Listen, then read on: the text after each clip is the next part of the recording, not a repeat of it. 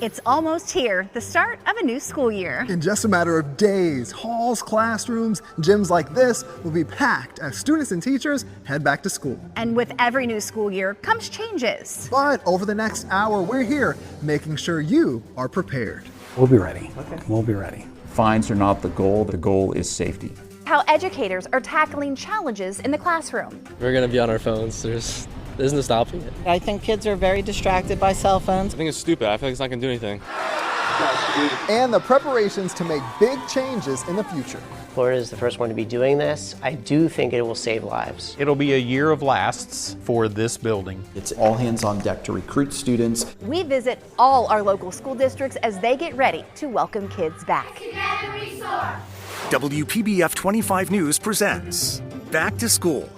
Here are Aaron Guy and Stephen Graves. Hello from the brand new Legacy High School in Port St. Lucie's Tradition community. This is one of the fastest growing areas in the nation, and this school was built to meet that demand. And now it's ready to welcome its first students in just a few days. That's right. Over the next hour, we'll check in with the superintendents from every school district across our area. We'll go over new Florida laws affecting students and teachers and drivers in school zones. And we'll preview the excitement for what's new this school year. But first, we want to start here at Legacy High School. And while students have been off for the summer, staff and construction crews have been working hard to make sure that this place is ready. Yeah, we just walked through it. It is so nice here. It really Angela Rozier kept tabs on the progress over the summer, and she has a behind-the-scenes look for you. You know, when the doors here at Legacy High School open on the first day of school, about 1,000 students will be making history, and the principal is excited. Reveal wall here. We got our first walkthrough at brand new Legacy High School back in May. Principal Todd Smith was excited back then. And with the first day of school just around the corner, he's still excited. The excitement stems from the individuals that actually walk on campus for the first time. I've been here since the first shovel was moved, and as I watch staff come on campus and see the colors, see it rise from the ground up and move forward. His favorite spot, the media center. The ceiling's actually one big puzzle. Oh, So it's almost like taking puzzle pieces and putting them together. He says a student who graduated from Fort Pierce Central High School back in 2018 helped come up with the color scheme. One of the colors we looked at was kind of a Columbia blue, and they couldn't match that. So what he came up with, it's actually called St. Lucie Public Schools Custom Columbia Blue. and that's what we're looking at in here. That's correct. The new Columbia blue football helmets are here. They just need to add the Legacy Lions logo. If we go with the claws and come across here, if we do a traditional lion mascot, they'll be back in here. Like many high schools, Legacy offers a complete range of career and technical education programs. Two that stand out, the dental assisting and exercise science academies. How did you come up with that? Did you see a need or? Yeah, every time you go down 95 and you look at the hospitals popping out there in our generation, as people get a little bit older, with my bum shoulder, I got to turn to people that are available to help me with the therapy. Crews are still adding some finishing touches, but the principal isn't worried at all. And we'll be ready. Okay. We'll be ready. That was Angela Rozier reporting. While it will take time to grow, Legacy High School can hold about 1,900 students, and they already have plans for expanding. Meantime, that isn't the only new school in our area. The Palm Beach County School District is also growing this year.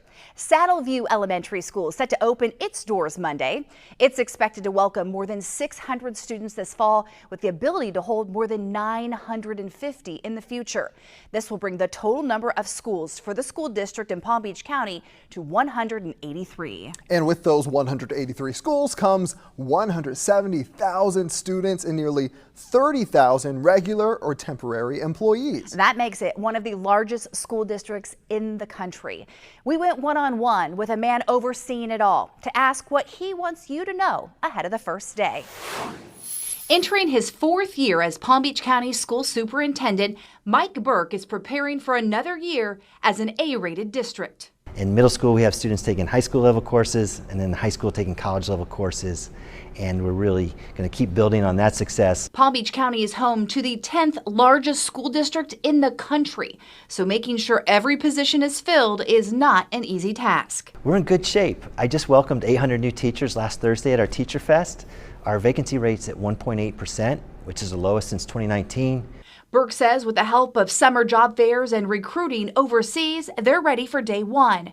However, balancing what he calls a very lean budget has not been easy. Our funding per student is only up 1.3%. And when we look at some of our rising costs like health insurance and pension contributions, there's not much money left over for salary increases. And that's our biggest challenge, because our employees are working hard. Another concern that made national headlines, the district repealing policies related to diversity, equity, and inclusion over fears of potentially losing federal or state funding. But Burke says parents shouldn't worry. And I'm confident that our team, Team Palm Beach, of nearly 23,000 employees, will continue to work hard to make sure all our students feel welcome and feel supported and can thrive in our schools.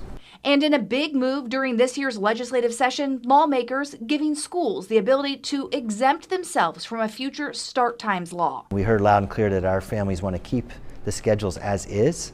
So we've done a lot of that work already, and we will be filing for that exemption. If you haven't started back to school shopping, you're not alone. And now may actually be a good time. Florida's sales tax holiday is happening right now. You'll be able to avoid paying sales taxes on clothes, shoes, and backpacks that cost $100 or less, school supplies that cost $50 or less, and personal computers that cost $1,500 or less. And on top of that, the Florida Retail Federation says you'll want to shop around. A lot of retailers run additional promotions along with the sales tax holiday, so everyone's looking forward to it. The sales tax holiday lasts until the end of this month. Next, cracking down on speeding in school zones. Fines are not the goal is safety. The community's set to start using speed detection cameras, plus a new law aimed at keeping student athletes safe. Florida is the first one to be doing this. I do think it will save lives. The new requirements taking effect next year, and the young football player who inspired the change. God makes no mistakes, and his life will live on. And lower enrollment to start the school year. It's all hands on deck. The drop despite population growth.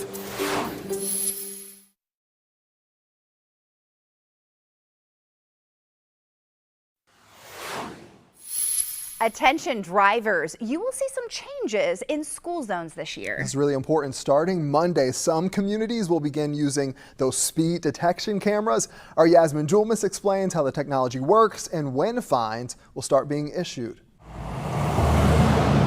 Boca Raton is one of at least 5 communities in Palm Beach County adding cameras in school zones this year. And this new measure is another effort to ensure safety for all of our residents and students. Mayor Scott Singer says when Florida law passed in 2023 allowing municipalities to put cameras in the zones, the city decided to take advantage. Anyone traveling 10 miles over the speed limit, which is 20 in school zones when lights are flashing, will have to pay a $100 fine. Drivers should already know not to be speeding in school zones, but we're giving extra notice before the fines are there. The extra notice will be a 30-day period when school starts, where violators will get a warning. The Village of Wellington is also set to add the cameras. It says a study done last August found more than 200 drivers drove more than 10 miles per hour over the speed limit during school zone hours. And research says the cameras work. A study out of Seattle found that after cameras went up around 4 elementary schools, speeding violations decreased by nearly half. And that's the impact communities across the country are looking for. Fines are not the goal, they're the byproduct. The goal is safety. For a full list of school zone speeding enforcement cameras across our area that you can see this school year, head to our website, WPBF.com, or to our free WPBF 25 News app. Next, a cell phone policy stricter than state law. If they are out, they are immediately confiscated. The success one local school district says it's seen. Plus, countdown to kickoff. It's always one of the best parts of the school year. The excitement as we get ready for high school football.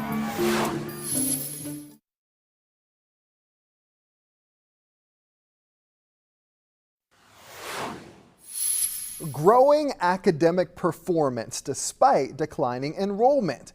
That's the challenge the Martin County School District is facing. Yasmin Julmus went one-on-one with the superintendent to talk about how they hope to recruit and retain students and set them up for success. The Martin County School District is starting off the new school year clinching a title they've been working to reclaim for years. We were able to regain our A status as a school district. It's been 7 years since we've had that. Superintendent Michael Main, who's entering his 3rd year in the position, says focusing on individualized instruction has been key to this rating. It's not a one-size-fits-all approach anymore, whether that's struggling learners or whether that's our higher achieving learners. We have to push at all levels to help close those gaps. In order to maintain the rebound, Main said he posed an even greater challenge to teachers and administrators for this year. No C-rated schools.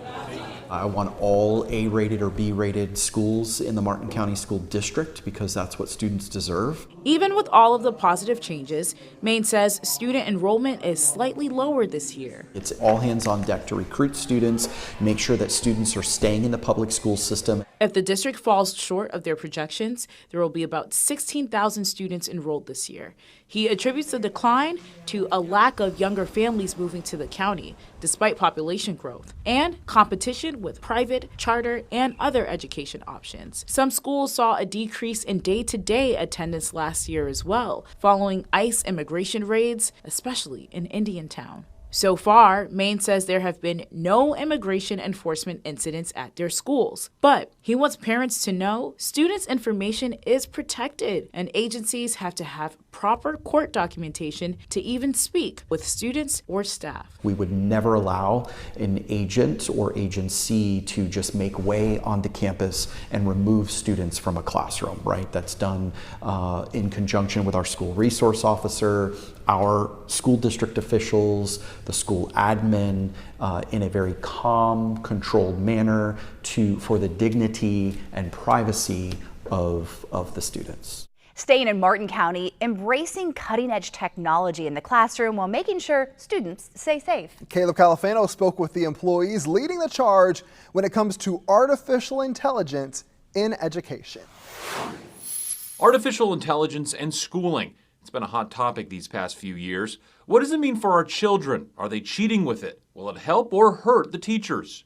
I think everybody calms down a little bit when they learn about what a good student-facing AI platform looks like. That's Patrick Saramino. He's a digital learning specialist for the Martin County School District. He specializes in AI for the district. But we're talking about a shift in the workflow of how teachers and students work together. Like other districts across the country, Martin County tells me they realized early on that AI and its impact on schooling isn't going away. That's why they've worked over the past year to integrate it first with their teachers through a program that teaches them about different AI applications and how to implement them with their students. So I started implementing it right away. Kelsey Mulvannerton spent the last year as an elementary school teacher for the district and just recently took a position as a digital learning specialist. I've kind of been at the forefront of using it even before the district began these professional learning sessions where they would tell us how we can use it. But while there are plenty of benefits with the use of AI, the concerns are just as plenty. Throughout the years, there's been countless stories of students cheating with AI and worries it might eventually replace or hurt traditional teaching methods. Here in Martin County, educators tell me they're tackling these problems. So we're talking about teacher controlling the content. You bring them in, you help bring them up a level, you help bring them to the level where they're supposed to be. So you always have that personal communication. Pretty impressive, right? It's exciting to see that cutting edge technology right here in our schools. All right, let's move a little further north on the Treasure Coast. 5th in the state, along with an A rating. That's no easy feat, but that's what Indian River County accomplished. All right, so they've quadrupled their number of A-rated schools over the last year. And as Sandra Shaw explains, their superintendent has big plans for this year as well. According to the leader of Indian River County Schools, growth is all about caring for the students. Oh, it's absolutely working. You know, this isn't rocket science. This is caring, loving adults who are walking into schools who really look forward to greeting their children every single day. School is fun. School is fun. And when you have adults and children who really enjoy being together, connecting, building a real sense of community, you have these kinds of outcomes. Superintendent Dr. David Moore ranked as one of the top 4 superintendents in the nation last year. He holds an epic vision for his school system. We have drastically increased our AP offerings, our dual enrollment offerings. We've created a lot of problems for ourselves because in the elementary and middle school years, we've really ramped up what rigorous instruction looks like. Dr. Moore's philosophy is simple. We listened to parents, and it was very clear that there's different models that we should explore. One of those models is the K-8 concept. So Pelican Island is going to be one of 2 publicly funded classical schools in the state of Florida. We're very excited about that.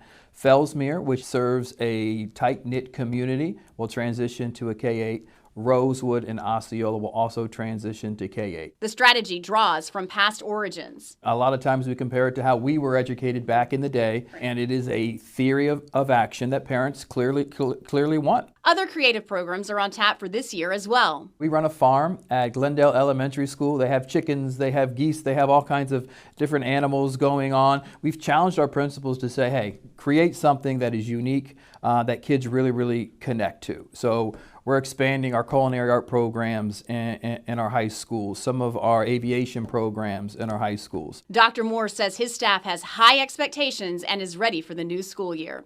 Exciting to see all the changes there. Well, this summer, a new law known as the Second Chance Act. It was signed by Governor Ron DeSantis.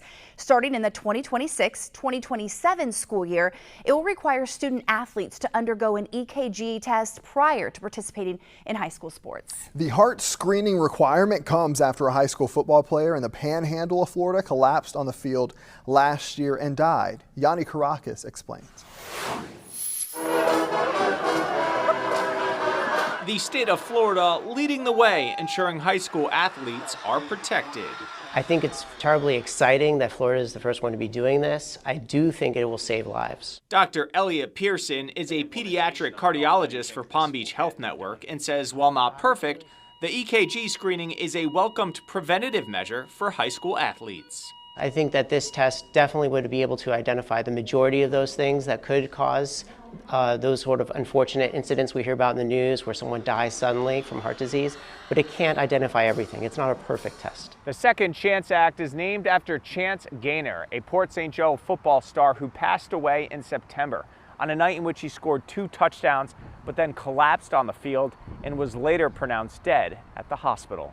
No, my Chance did not get the life that I thought that he should, but God makes no mistakes, and his life will live on.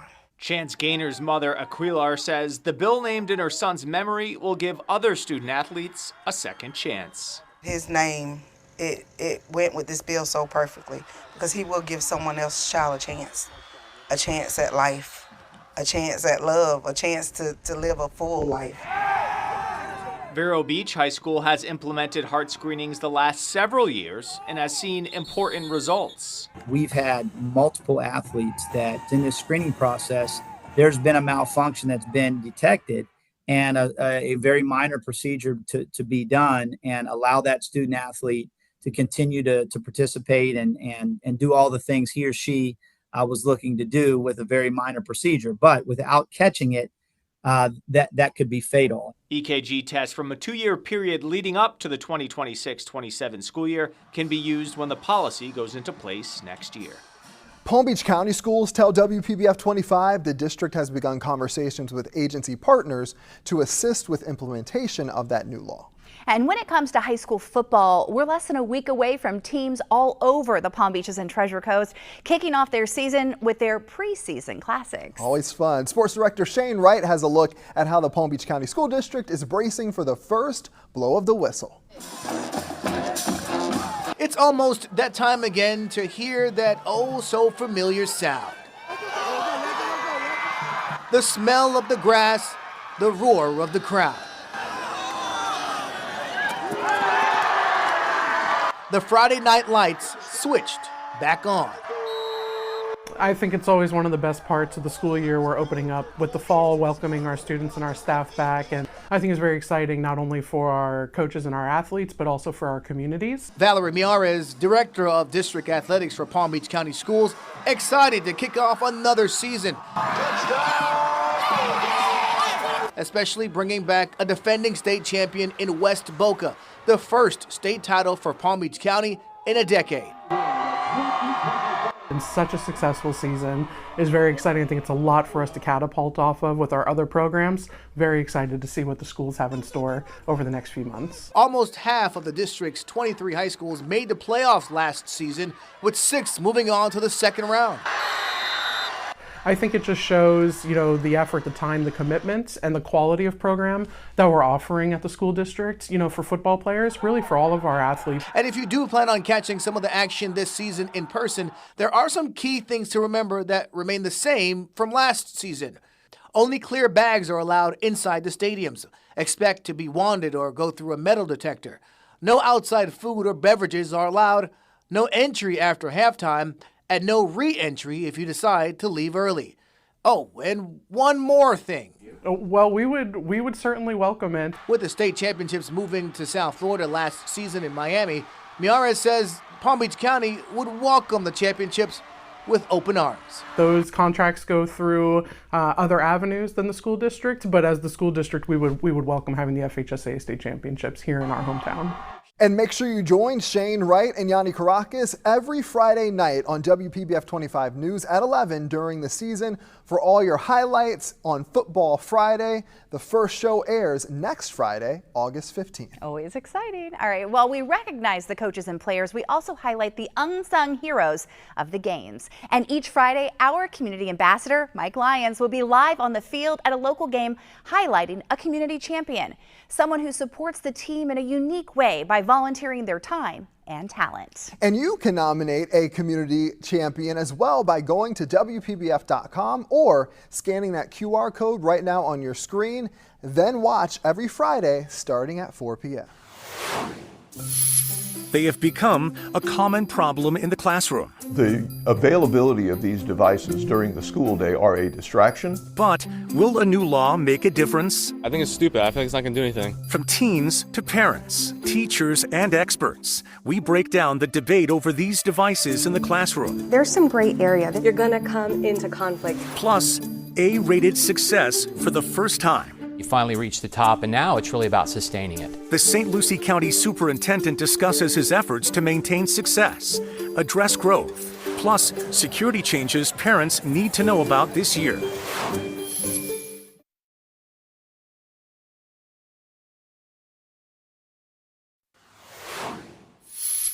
Each year, there seems to be a big topic that parents, teachers, and students are talking about, and this year, it's cell phone use in class. Fueled by a new state law, students will have some big adjustments. No, kids out of school are not going to go. It's just not going to happen. I think that's really going to help students focus more. We're going to be on our phones. There's no stopping it. They've all got earbuds. They're going to be on their phones anyway. Like it or not, with 85 yays and 14 nays, House Bill 1105 passed. I think it's great. I think kids are very distracted by cell phones, kids and adults both. I think it's absolutely wonderful. I think it gives them a little bit of off-screen time so they can focus on school and be more productive. The new Florida law requires elementary and middle schoolers to have their cell phones off and out of sight during the entire school day. High school students' phones must be turned off and out of sight during instructional time, unless they have permission. They can use their phones at other times determined by district's code of conduct. No, I don't like that. I don't like that. I think it's stupid. I feel like it's not going to do anything. And while teens laugh it off, the Palm Beach County Teachers Union is hopeful. We firmly stand on the side of understanding that the availability of these devices during the school day are a distraction. They have contributed greatly to shorter attention spans, a lack of focus, and a lack of endurance. Since it's coming in the form of a law, it's serving notice to everyone societally. We understand the benefit of these devices, but we also understand that there are some pitfalls. And in an effort to continue to maximize our student achievement, we're going to do what is necessary to minimize its impact negatively so that students can learn all that they can and need during the school day and become successful adults. Well, now we want to bring in the experts. Joining me are Dr. Robin Cassell, a psychologist right there in the middle, Dr. Vasila Bienenstock, who works in a practice that really helps with parent coaching down there on the end, and Dr. Selena Moore, a local pediatrician. Thank you so much for being with us. Want to dive right in because we know the core issue of all of this is mental health and protecting these young brains. So Dr. Moore, I'm going to dive right in with you. What is the appropriate age for a child to have a phone? It's kind of a big question, right? And it's really hard to put it into like one number because it really depends on the situation of the child and the family itself.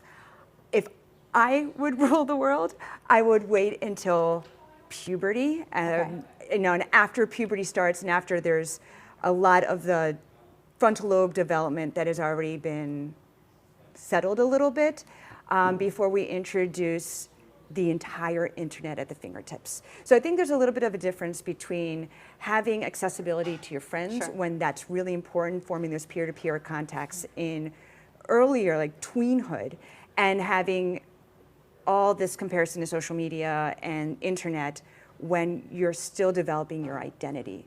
So I would probably say for the internet and social media and everything, probably 13 around there. And I know phones are really important in the younger kids, middle school kids, and I would really recommend a flip phone. So they have some accessibility with their peers, but also the safety. Okay. Dr. Cassell, do you agree? I absolutely agree. These kids' brains are not fully formed yet. The frontal lobe doesn't finish developing until the early 20s for women and the late 20s for men. And so they can't make good decisions yet. They don't have great perspective. It actually can potentially impact their desire for delayed gratification. They need like instant gratification. It can change the neural pathways. So the later, the better, even if it's not popular with your kids. Okay, good one. All right, so Dr. Bienenstock, what can parents do if their child perhaps doesn't agree with the decision, which is probably very, very common when it comes to your phone? Very common. Yeah, I think it really depends on the age of the child. So if they're younger, they're not going to be able to have a real conversation about it. You want to just kind of install some rules, maybe set a timer and change it up to something else that's kind of fun to do, or make bedtime fun if that's the thing that they're transitioning to. If they're a little older, I would say like middle school and up, just that adolescence, they're at that point where they don't really want to just be told what to do. They want to be a part of the conversation. And when you make them part, you actually help them learn and help them learn how to make those decisions for themselves when you're not there with them.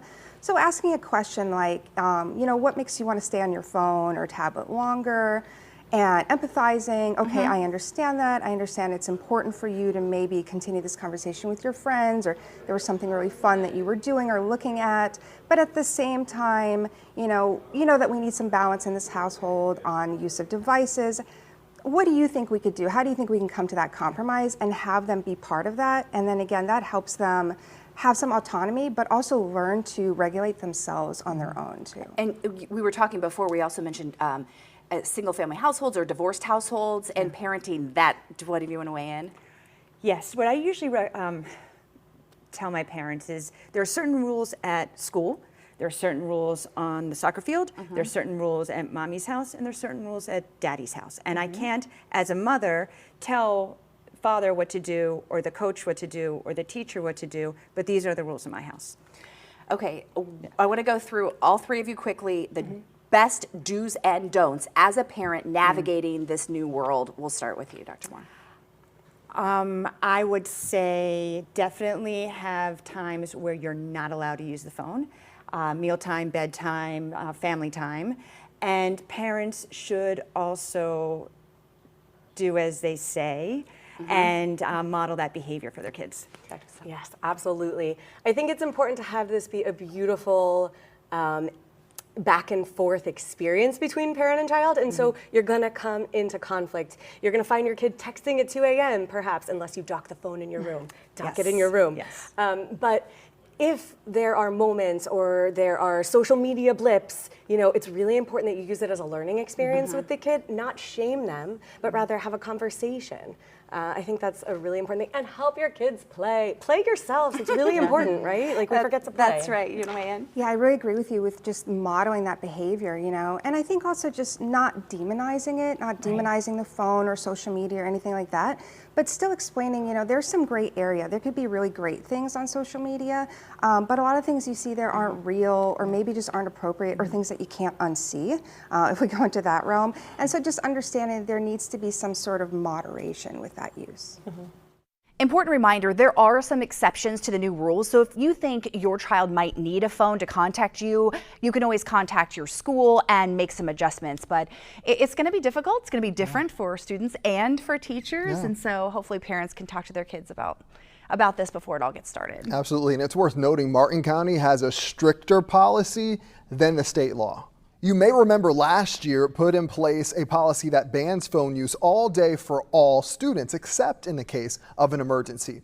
If a phone is out, it's confiscated and taken to the front office where a parent or guardian has to pick it up. The superintendent says after a few months, they noticed a difference in student behavior. The students realized, I'm not missing the phone as much as I thought I would, right? Or I'll find alternative times to be able to access the phone, and that's fine, as long as it wasn't during instructional hours. And by the last month of the first term last year, the district says it saw a more than 70% decrease in phone violations. And St. Lucie County updated its code of conduct for elementary and middle schools to follow this new state law. And that comes as the district is celebrating academic achievements and even new beginnings. I went one-on-one with the superintendent. St. Lucie County Superintendent Dr. John Prince sits next to this banner displaying a big A rating for the 2024-25 school year. What a great way to end the year. He compares achieving this for the first time in district history to climbing Mount Olympus. You know, you finally reached the top, and now it's really about sustaining it. Looking to this year, he says the focus is keeping the same strategy. I think it's really getting more granular and not thinking big picture. It's about where is every student at? That involves teachers. He says right now they're bringing back about 94% of their educators. Dr. Prince also says the student body is growing. He touts how 87% of families in the county choose public education over private. In St. Lucie County, we're actually adding students, which means we have something special to offer. More than 1,200 new students will attend the new Legacy High. Legacy Lions. Defend the Den. This is meant to ease overcrowding. The innovative building will house the district's first dental program and have options like learning how to operate a forklift. We have programs that are going to feed these kids right into those local industries, and that starts at Legacy. Dr. Prince also plans to consolidate 3 schools in Fort Pierce in the coming years. Dan McCarty Middle, St. Lucie, and Linwood Elementaries would go into one K-8 school. And with a growing student body comes a diversity of issues and concerns to address. One, fears of community immigration raids leading to absences. Dr. Prince calling school the safest place to be. We've never had ICE show up at one of our schools. There's not a reason for them to show up at one of our schools. He says staff right now is doing outreach to migrant communities. And when at school, new rules this year will help shape learning, safety, and security. Metal detectors could show up at school at any time. New this year, it'll be random, with the superintendent reassuring no city will see more enforcement than another. I don't think there's necessarily a criteria or a community that's going to be, identified as a risk factor that we would look at to deploy them one place more than someplace else. So the top 3 priorities for Dr. Prince: improving academic proficiency, leading kids from the classroom to careers. He says that's really important. And lastly, focusing on mental health support, not only for students, but also staff. Next, e-bikes everywhere. You see kids flying around on them. In fairness to the parents, it is confusing. The growing popularity for kids and the laws parents need to know about. Plus, students supporting each other and seeing success. One family, strong and true. The program improving attendance, increasing test scores, and decreasing disciplinary issues.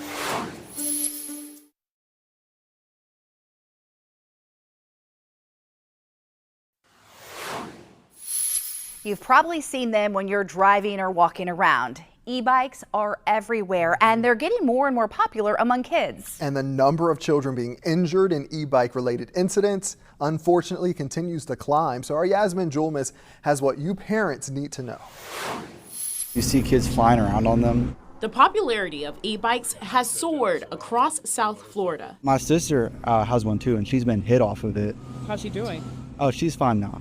But it was a minor accident, but they drive around recklessly. Jupiter is just one of the communities where people say they've seen an influx in dangerous riding and accidents. We've had at least 3 that I can remember, very bad. Lauren Quinton is the mom of a 14-year-old. She says morning drop-offs at Independence Middle School is when she sees kids riding recklessly. And they're circling the area with their e-bikes on wheelies, and I love the idea. I love for them to have fun, but every time she gets out of the car, I'm like, be careful, because I just imagine that e-bike coming down on her head. We brought these concerns to Palm Beach County School District Police Chief Sarah Mooney. We're also working with the administrators on the campuses. They're trying to implement some rules on how to keep those students safe on the campuses if they choose to use the e-bikes. It's everybody's responsibility to make sure that we're trying to keep the kids safe. Jupiter Police rolled out an education campaign about e-bikes last year after a devastating crash took the life of 12-year-old Rico Roundtree in March. Jupiter Police tell us they'll be working alongside Palm Beach County School Police at middle schools to give out helmets, fit them, and teach kids about safe riding. On the Treasure Coast, the Martin County Sheriff's Office says this summer was especially active for e-bike violations. There is an uptick in it. And Sheriff John Budensiek says many people may not know the law. In fairness to the parents, it is confusing. So what are the laws? I'll make it really simple. If an e-bike doesn't have pedals, doesn't have pedal assist, it's illegal. It's considered a regular motorcycle. If an e-bike goes more than 28 miles per hour, it's illegal. Another Florida law, anyone under 16 must wear a helmet while riding any kind of bike. Before the school year starts, it's also a good idea to do a quick check and see if there's been a recall for your child's bike. Have a conversation with them so they know the rules of the road. Next, getting ready for big changes. It'll be a year of lasts for this building. An exclusive look inside the progress of the new Okeechobee High School as students get ready for their last year in the old building. Plus, staying safe to and from school. When that child comes on this bus, is one of our family. The laws drivers need to remember.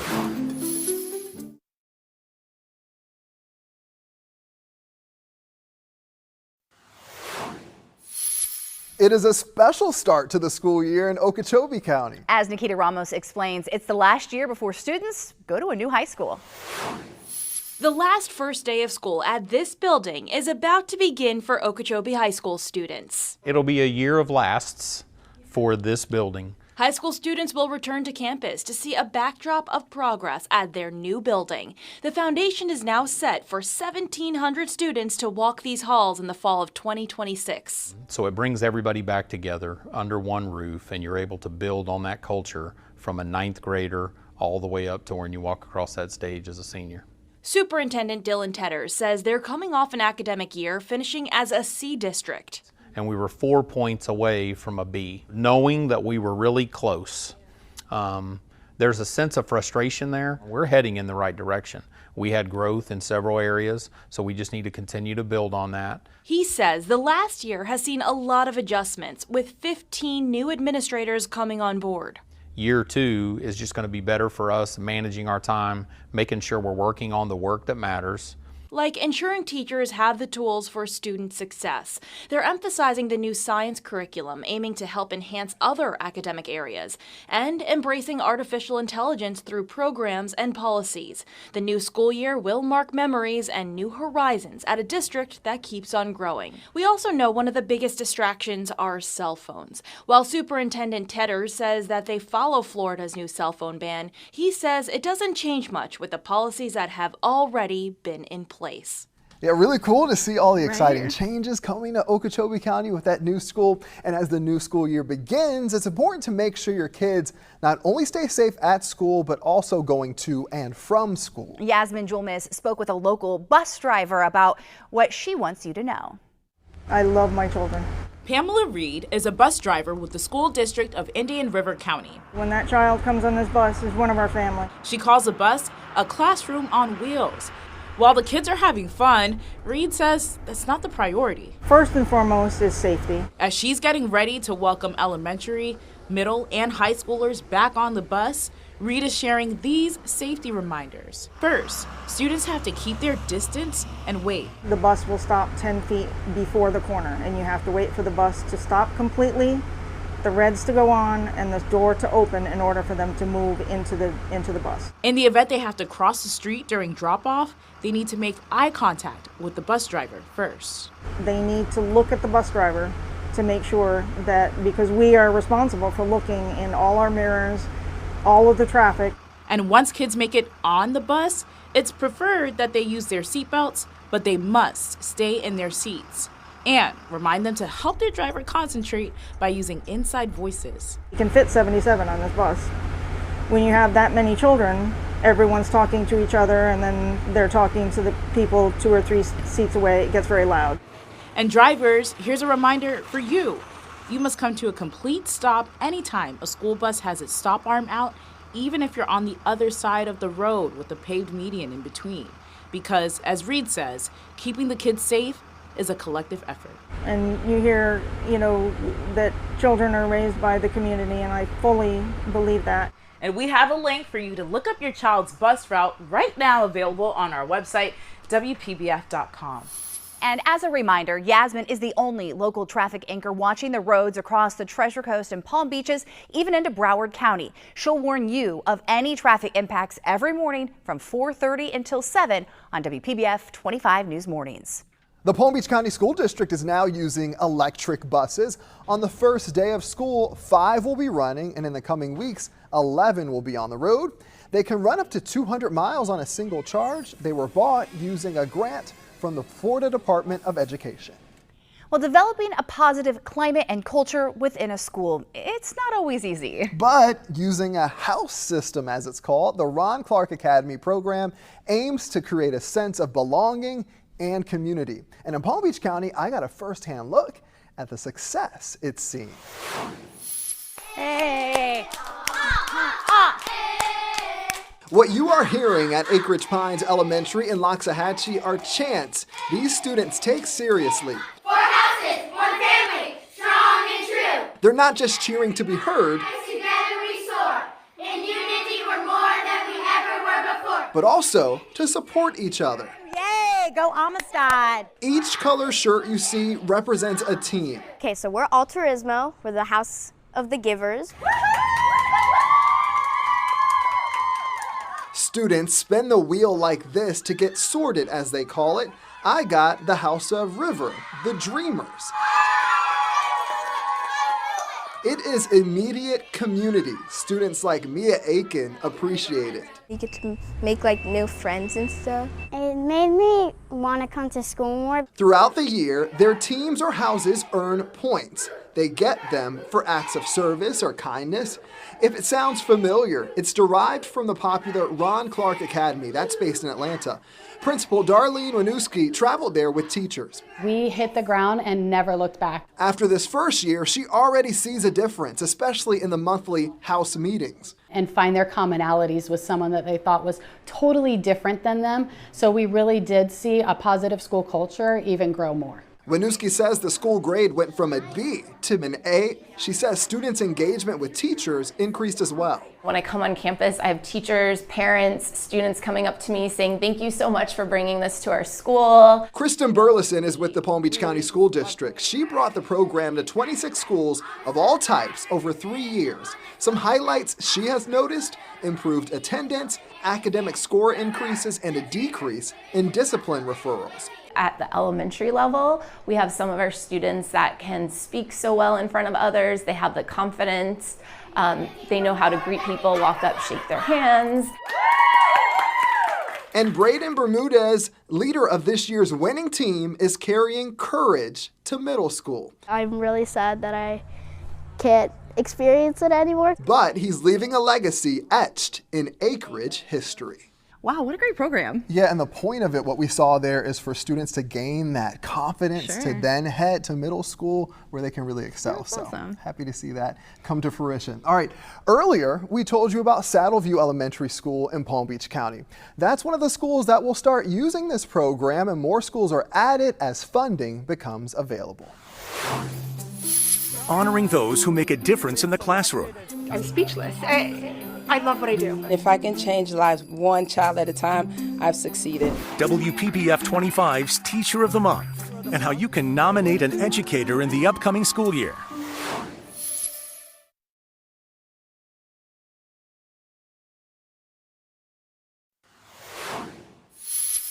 WPBF 25 News has been proud to feature a Teacher of the Month throughout the school year. And as they get ready for this upcoming school year, our teachers from the past year are now even more equipped as a result. Here's Sandra Shaw. We started our Teacher of the Month initiative 1 year ago right here at Highland Elementary School in Lake Worth Beach. Since then, we've had the opportunity to travel all across the Palm Beaches and the Treasure Coast. Our Teachers of the Month ranged from elementary to high school and tackled everything from criminal justice to physical education to reading to music and art, even agriculture. All of them now have $1,000 more for their classrooms, thanks to our sponsor. The surprise became Signature. Surprise! You've been selected as the Teacher of the Month. Congratulations. Thank you. The teachers were all nominated by parents and students, many who spoke from the heart. And I always tell her, Miss, I wouldn't know what I would do if you weren't my teacher in high school. She's very passionate about her job. She takes her work home with her. Ms. Walker has found ways to make everything fun. As for the teachers, they're more motivated than ever before for the new year, filled with gratitude. I'm speechless. I love what I do. Every child deserves a champion, somebody that will never give up on them. And so being able to share something that I love in a meaningful way is why I get up in the morning. And if I can change lives one child at a time, I've succeeded. And as we get ready for a new school year, we want to hear from you. Scan the QR code at the bottom right-hand side of your screen. Tell us who you want to nominate and why. You can also go to WPBF.com or you can check out our WPBF 25 News app. And I'm First Warning Meteorologist Vanessa Vinan. Teachers, we're bringing our expertise to your classroom. Each week during the school year, I teach a fun and interactive weather class, and this is for students from preschool through 5th grade. We explore all kinds of exciting topics like hurricanes, tornadoes, and more. This class is the perfect way to learn something new. Spots are limited. Reserve yours now by sending me an email to sign up. We all know the first day of school can be exciting, but also a little stressful. So we hope that over the past hour, we've helped you and your family prepare for it. Yeah, WPBF 25 News is your back to school station, and we'll be with you every single step of the way, bringing you live team coverage across the Palm Beaches and Treasure Coast on Monday as students and teachers head back to class. So from all of us on the WPBF 25 News Morning Team, we wish you and your family a successful start to the new school year.